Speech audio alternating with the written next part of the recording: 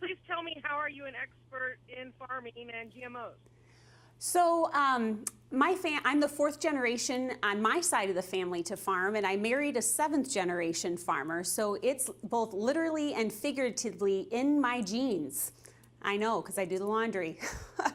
But so I've grown up with farming, both livestock and crops, and then continue to share about it now on social media and in venues such as this, and answering questions about what people want to know about their food. Can you please tell me a little bit about your farm now? Sure. So we farm with my husband's family, and we raise corn, soybeans, and seed corn. So that would be the seed that farmers are going to plant next year in their fields. Now, what do you like the most about farming?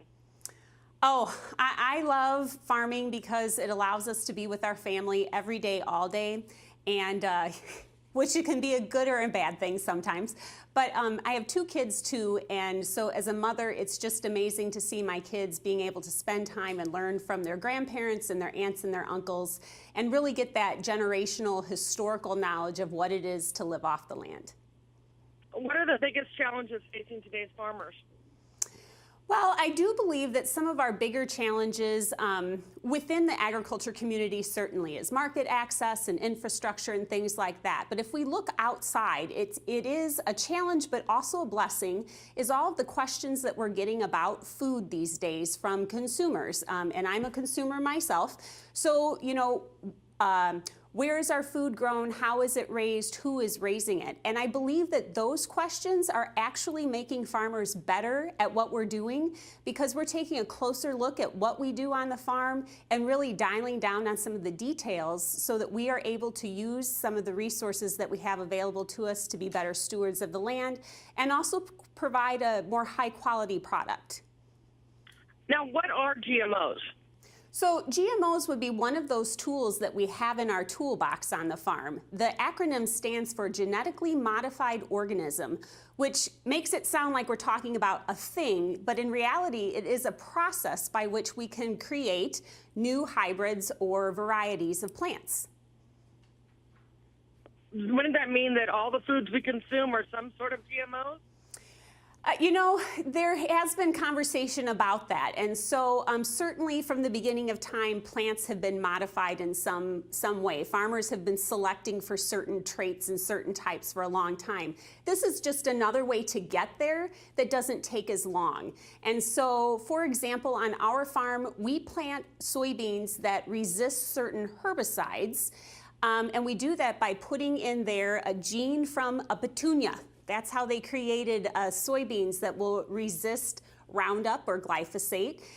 What that has allowed us to do is plant the seed and let it sit and grow along with all the weeds that are competing with all of the resources, sun, water, minerals in the soil. And then we can go through with one pass of a herbicide and take care of those weeds. In doing that, we are able to improve our soil quality because we're not in the field as much. We've reduced our fuel usage on the farm because we're not in the field as much. And on our farm, at least, we've been able to track that we've cut in half the amount of herbicides that we've used on our farm. Now, the term non-GMO seems to be a favorite buzzword. Why is there a controversy using GMOs? Well, so I do believe that when it comes to the different terminologies, it's really to differentiate products.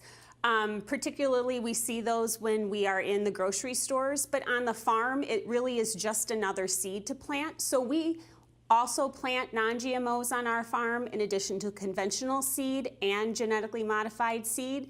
So it's just another description, another differentiation. And when it gets to the grocery store and into our restaurants and everything, I think it's just another way to maybe vie for part of the market share. That's my personal opinion. Now, why do you think GMOs have such a bad reputation? Well, again, I think it's a fear of the unknown, really. So when we talk about biotechnology, we're talking about plant science and DNA and traits and things like that. And when you're eating a strawberry or an orange or a banana, you probably aren't thinking about the DNA that's in that plant. And so when we start talking about the process of plant breeding, we're getting down into that nitty-gritty in science. And I do believe it's just maybe a fear of the unknown, not knowing what it is.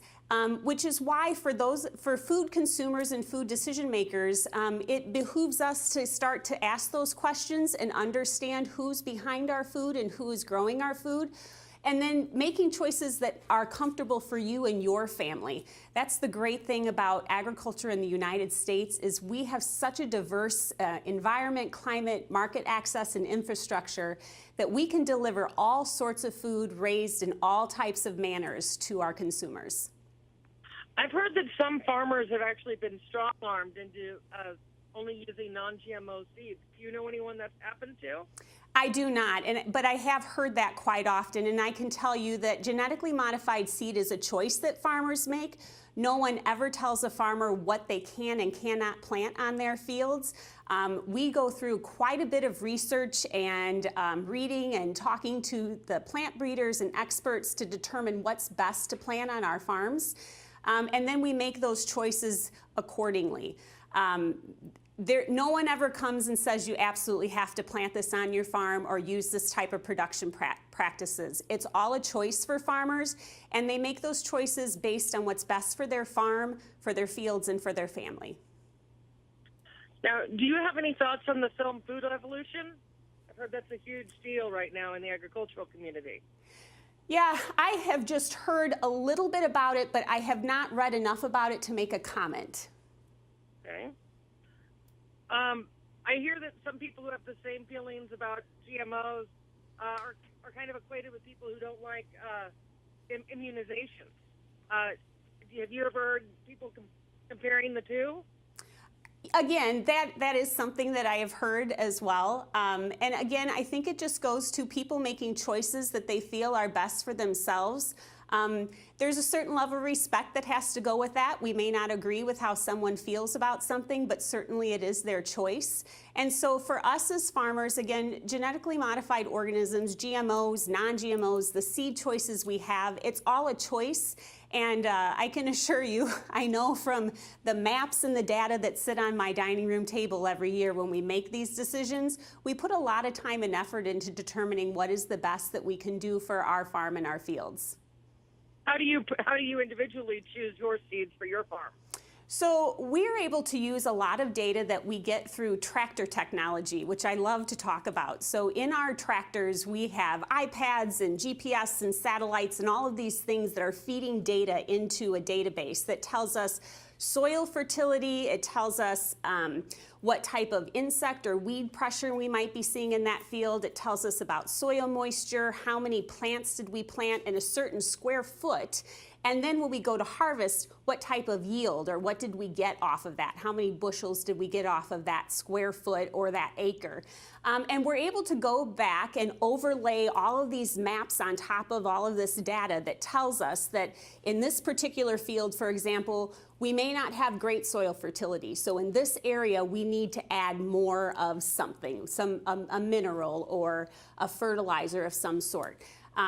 And then that also tells us then what type of hybrid can we go ahead and plant, because different hybrids respond differently to different field conditions. So it's a lot of information, a lot of numbers and statistics and data, but certainly that helps drive our decisions.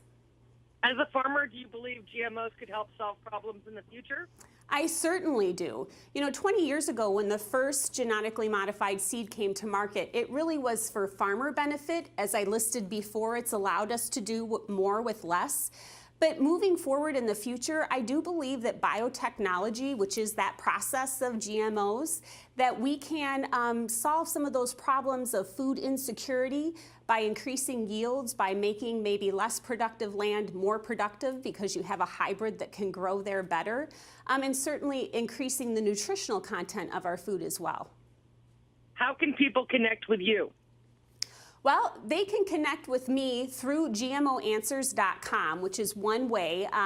It's a clearinghouse of information that has all the statistics and data and numbers that go along with what I related to you about experiences on our farms. It's powered by volunteer experts like myself, farmers, ranchers, scientists, food scientists, plant scientists, nutritionists, dietitians, that answer all sorts of questions about biotechnology and GMOs. Is there anything else you'd like to add? I appreciate the time to explain what biotechnology is. Thank you very much. Thank you. Good luck to you. Take care. Thank you.